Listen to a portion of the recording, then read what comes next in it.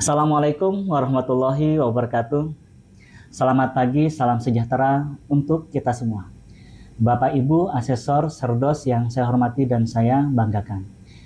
Perkenalkan, nama saya Insinyur Abdul Hadi STMkom, salah satu dosen tetap program studi Teknik Informatika STIMIK Palangkaraya dengan NIDN 11100058501.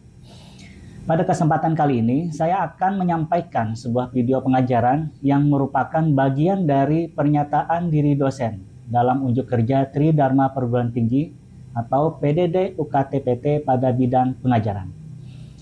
Video ini juga merupakan salah satu syarat untuk mengikuti sertifikasi dosen pada tahun ini.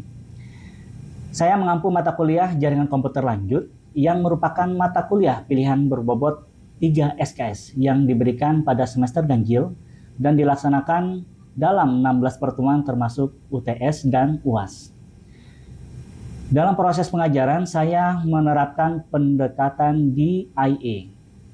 Yang pertama, diliperi menyampaikan materi kuliah berdasarkan RPS, menggunakan referensi yang relevan termasuk buku hasil karya saya dengan judul Buku Ajar Jaringan Komputer. Materi disimpan di website LMS kampus kami yang dapat diakses melalui smart.stimikplk.ac.id serta beberapa simulasi pembelajaran di channel YouTube saya, Abdul Hadi Stimik PLK. Dan juga saya menggunakan aplikasi Miro untuk membuat mind mapping di setiap materi yang diupload di LMS kami.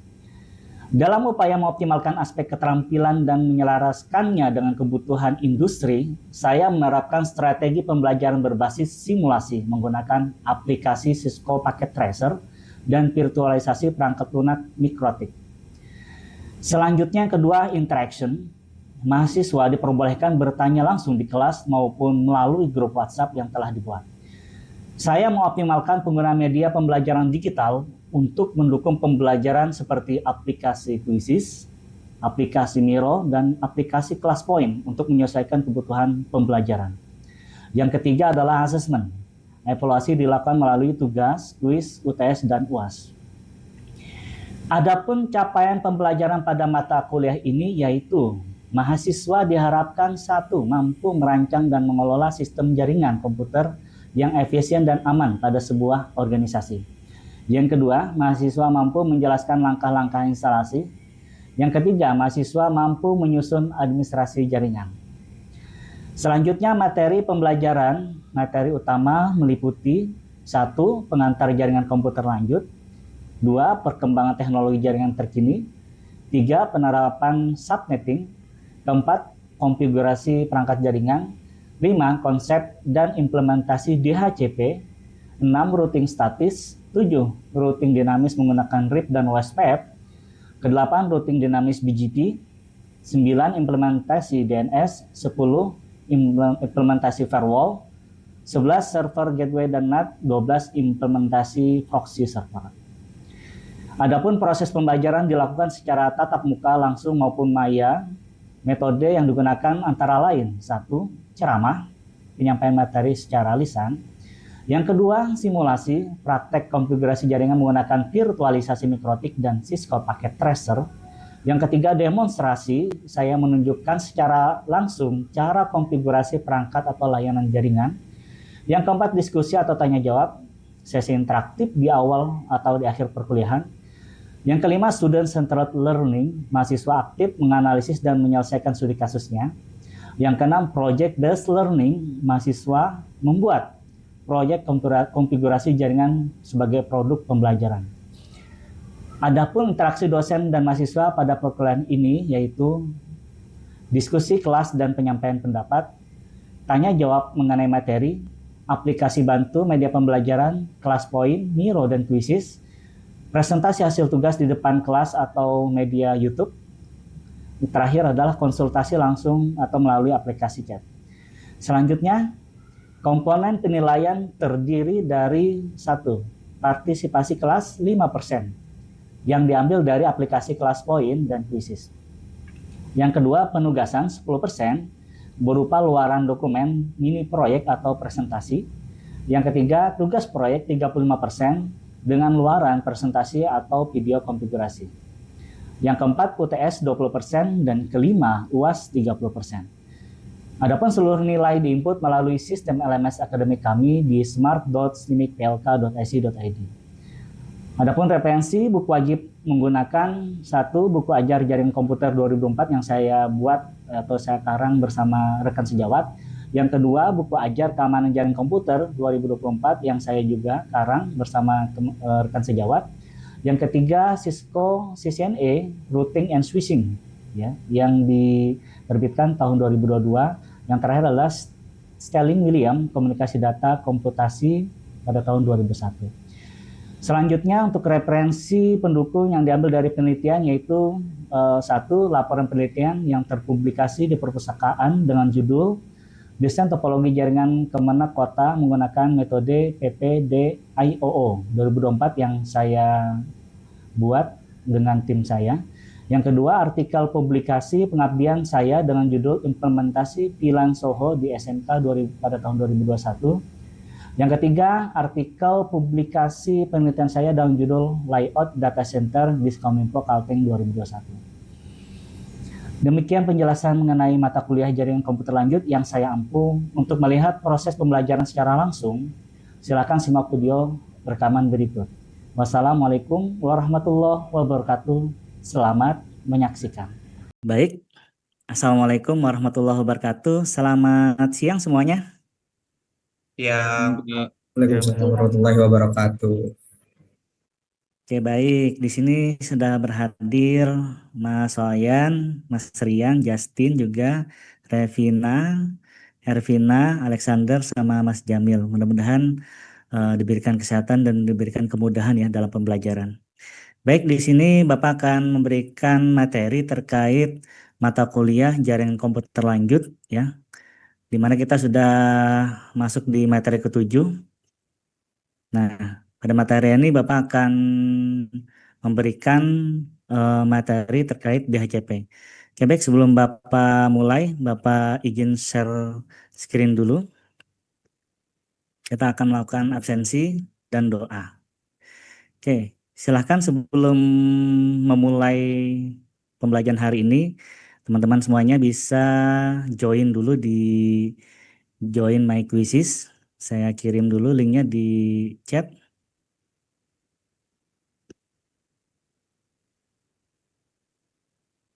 Oke, baik. Silahkan join di link tersebut, Bapak tunggu.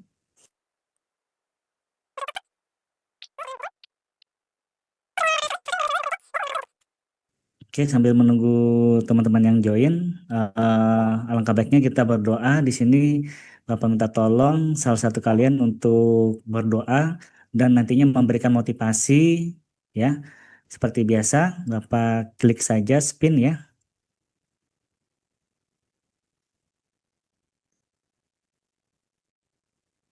Apakah muncul? Oke, kita spin.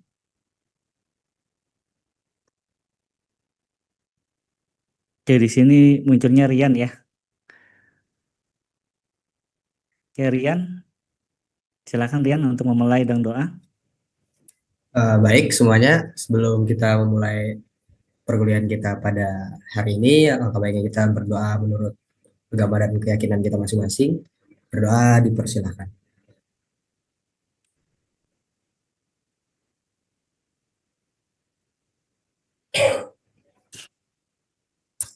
Selesai. Oke, baik, terima kasih Rian ya atas doanya. Mohon nanti diberikan motivasi ke teman-teman semuanya. Oke, baik, di sini materi kita sudah masuk ke materi 7. Minggu depan kita sudah masuk UTS. Silahkan persiapkan diri kalian. Di hari ini kita lakukan absensi dulu. Silahkan gunakan HP-nya, lakukan scan QR di sini. Bapak kasih waktu. Oke, sudah muncul beberapa. Nanti akan otomatis masuk ke sistem e-learning kita ya. Oke, baik. Oke, sambil scan QR, Bapak akan lanjut ke penjelasan materi pada hari ini. Kita akan mempelajari ya terkait DHCP ya. DHCP ini sebuah protokol di dalam jaringan di mana nanti kita pelajari tiga ya. Yang pertama konsep DHCP, selanjutnya nanti bagaimana cara menggunakan DHCP server sama DHCP client. Nah, nantinya di perkuliahan hari ini teman-teman akan diberikan simulasi menggunakan aplikasi Psycho Packet Tracer dan juga nanti simulasi menggunakan eh, mikrotik ya. Nah, nantinya ada penugasan juga. Nanti silakan Mas Wayan membagi kelompok teman-temannya sebagai komite kelas dijadikan 4 kelompok. Siap ya, Mas Wayan ya? Oke, baik. Di sini sebelum Bapak mulai, di sini ada pertanyaan dari materi sebelumnya. Silahkan siap-siap untuk dijawab. Yang pertama adalah perangkat lunak yang digunakan untuk mengolah router mikrotik. Nah, jawabannya apa itu? Silahkan boleh dijawab ya.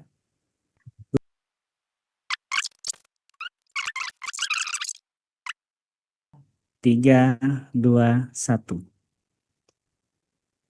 Oke, waktu habis ya.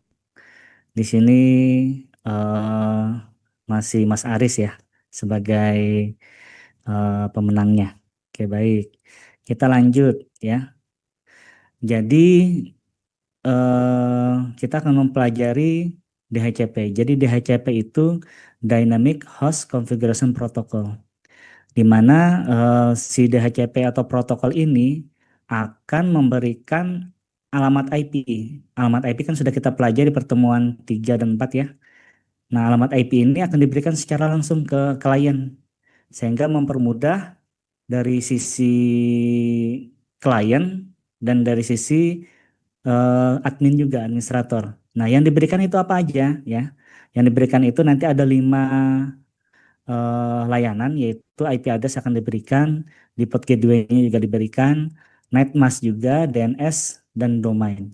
Terkadang ya, nah terkadang yang paling penting adalah IP address, default gateway, sama DNS. Kalau untuk internet itu wajib ya 3 ini ya, karena dia akan menggunakan domain ya sebagai datanya untuk aksesnya. Kita lanjut ya. Nah, DHCP itu dibagi menjadi 2 ya. Jadi ada sisi klien, DHCP klien yang mendapatkan IP dari si server. Contohnya DHCP klien itu adalah komputer, IP kamera, apalagi kira-kira selain IP kamera. HP, ada lagi yang mau jawab? Yang mendapatkan IP, laptop, printer ada nggak sekarang pakai IP kamera? IP printer. Ada yang pernah nggak menemukan IP printer? Pernah Pak, ITP itu? Pernah? Belum, belum, belum. Oh, belum Belum ya? pernah. Jadi Bapak dulu di kantor ya, dulu bukan kantor streaming, Bapak ngeprint dari jarak jauh itu karena Bapak menggunakan VPN sehingga koneksi antar kantor dan rumah Bapak itu seakan-akan dari satu kantor. Jadi Bapak ngeprint karena dia IP, Bapak bisa ngeprint dari rumah, langsung terprint ya. Nah, itu karena IP, dia mendapatkan IP dari si router. Itu bisa ya. Selanjutnya ada juga DHCP server. Nah, DHCP server ini yang memberikan ke klien. Nah, perangkat apa saja pertanyaannya? Perangkat apa saja yang mengcover DHCP server? DHCP server kan protokol ya. Nah, jadi DHCP server ini bisa kita konfigurasi ada 3 tempat, ada 3 perangkat. Yang pertama adalah server. Server itu bisa laptop kalian atau server yang betul-betul server, di mana nanti kita install aplikasi untuk DHCP atau protokol DHCP servernya ya. Yang kedua yang include atau embedded biasanya router. Router ini mempunyai DHCP server ya. Itu pasti pasti router itu mempunyai DHCP server. Yang ketiga adalah access point. Pemancar WiFi itu mempunyai DHCP server juga. Nah, pertanyaan Bapak, kalau switch itu bisa nggak dijadikan DHCP server? Switch. Ada yang bisa jawab? Tahu ya perangkat switch ya? Switch. Kita cek. Kayaknya ada Tidak, Pak. di- Tidak bisa, Pak. tidak bisa ya. Kenapa? Ya, Dua karena layar. switch itu dia punya dua layar yang umumnya itu tidak berfungsi sebagai server DHCP. Oke. Bagus ya. Bapak akan menambahkan. Jadi di switch itu dia berkomunikasi di layar 2. Ya, jadi ISO layar kan ada 7 tuh. Yang pertama, masih ingat? Physical, data link ini kan MAC address ya. Jadi si switch itu hanya bisa atau mengetahui MAC address. Sedangkan router, komputer, dan access point itu di layar 3. Di layar 3 ini sudah masuk ke IP address ya, atau network namanya. Nah, nanti ada cara transport ya. Transport itu nanti UDP dan TCP. Jadi yang mendapatkan IP itu di layar berapa? Tiga. Ingat ya, di layar 3. Nah, switch itu tidak bisa ya karena dia di layar 2. Kita lanjut. Nah, konsep cara kerja DHCP server itu sangat mudah diingat. Kalian tahu Dora ya? Dora. Bukan ini, bukan Dora film film anak-anak ya. Dora. Kalau di sini Dora itu discover ya. D-nya adalah discover. Jadi ada proses mencari. Setelah itu author dia memberikan konfirmasi ya. Setelah itu nanti ada request, si klien ini meminta request ke server. Setelah itu baru acknowledgement-nya atau pengesahannya. Jadi sama-sama, oh kamu IP address-nya berapa? Kayak gitu ya, MAC address-nya berapa? Dikenali, akan tercatat di tabel. Biasanya nanti kalau dikali apa kalian menggunakan WireShark atau kalau diskusi packet tracer itu menggunakan sniper, itu kan nanti ada protokol ARP. Nanti dipelajari ya ARP. Oke, kita lanjut.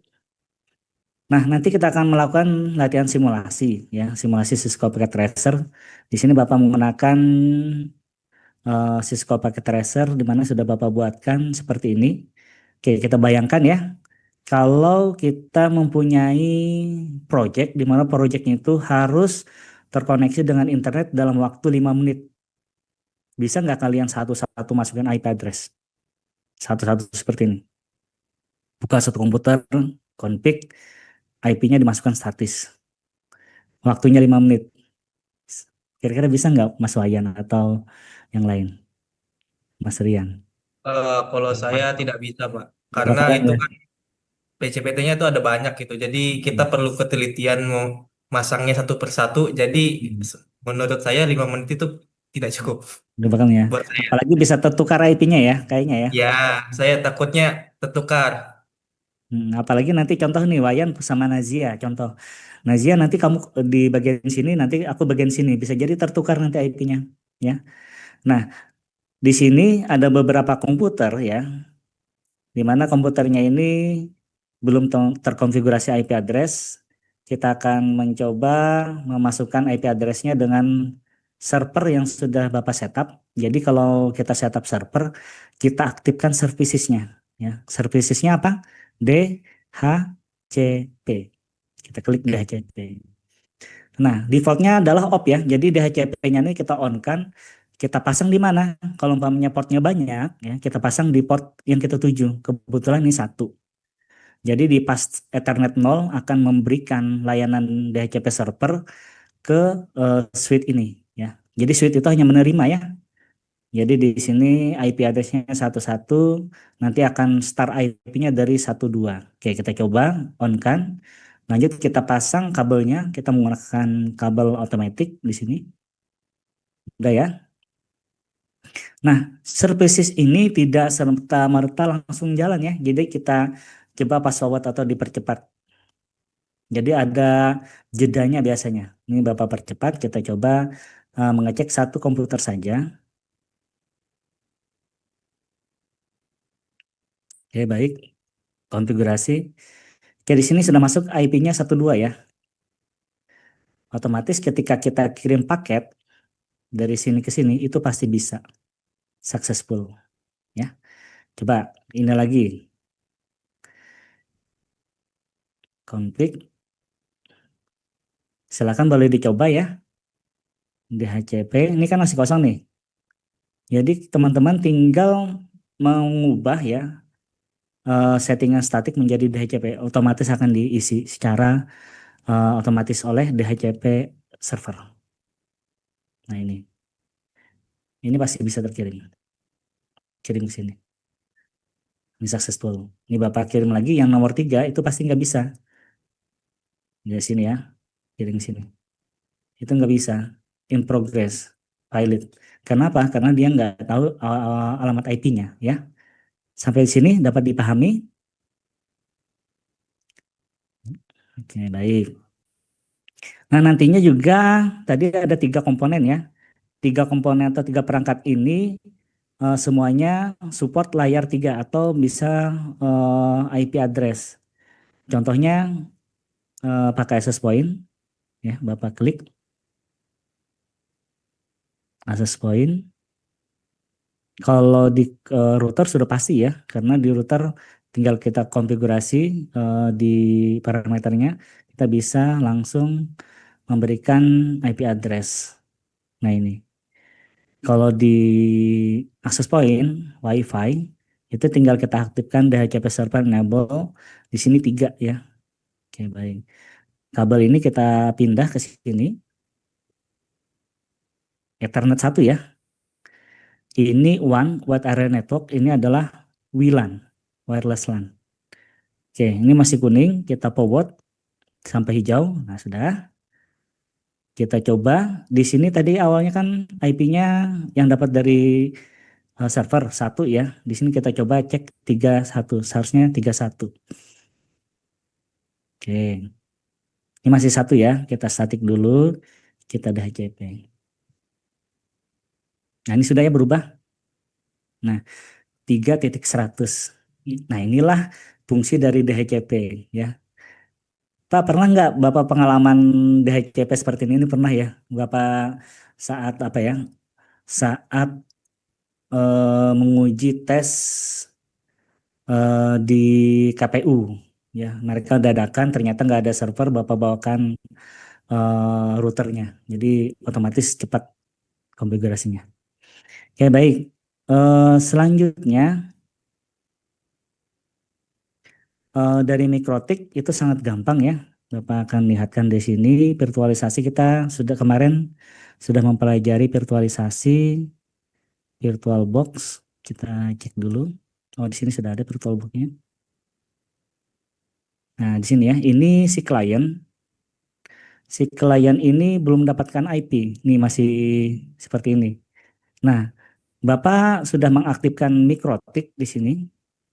Di sini sudah jalan Mikrotik. Ya. Coba Bapak memakai Winbox.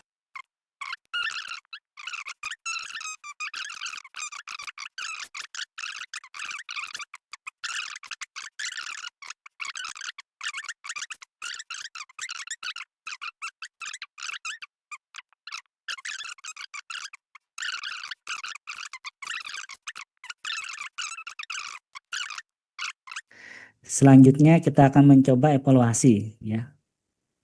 Sebelum masa evaluasi ada yang mau ditanyakan terkait DHCP server?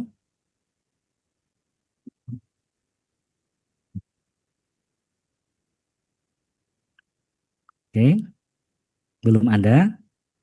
Kita coba tes pemahaman kalian di evaluasi kuisis. Silakan siapkan perangkatnya. Oke, pertanyaan pertama, apa fungsi utama dari protokol DHCP dalam jaringan komputer?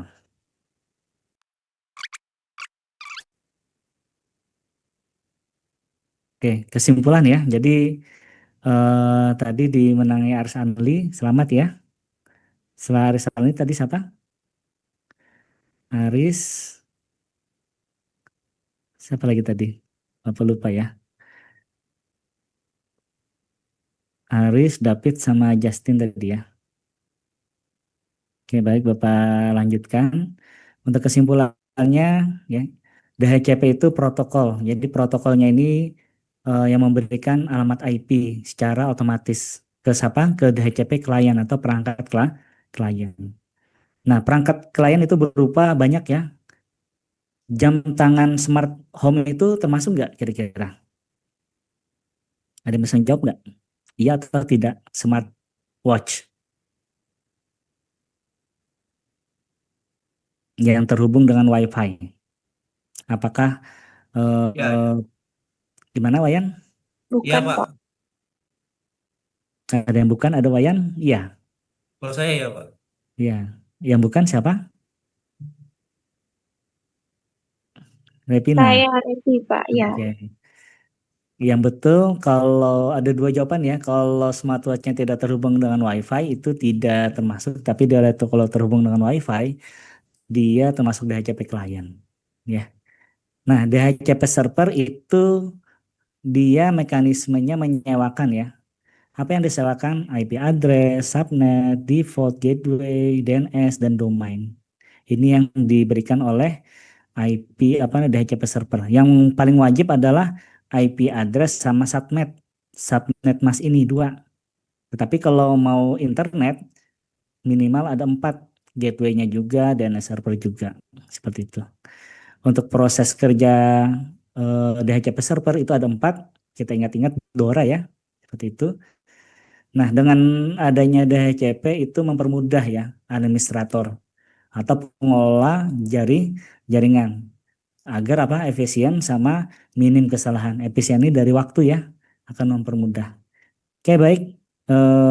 Sebelum kita tutup, nantinya kalian Bapak minta tolong Wayan untuk membagi tugas kelompoknya ke teman-temannya. Nanti ada tugas studi kasus untuk membuat video ya, simulasi video berdasarkan simulasi seperti berikut. Ya, nanti silakan dibagi aja menjadi 4. Silakan dibaca. 2 studi kasus ini, 1, 2 ini menggunakan Cisco. Selanjutnya nanti studi kasus 3 dan 4 itu menggunakan Mikrotik. Ya, menggunakan Mikrotik.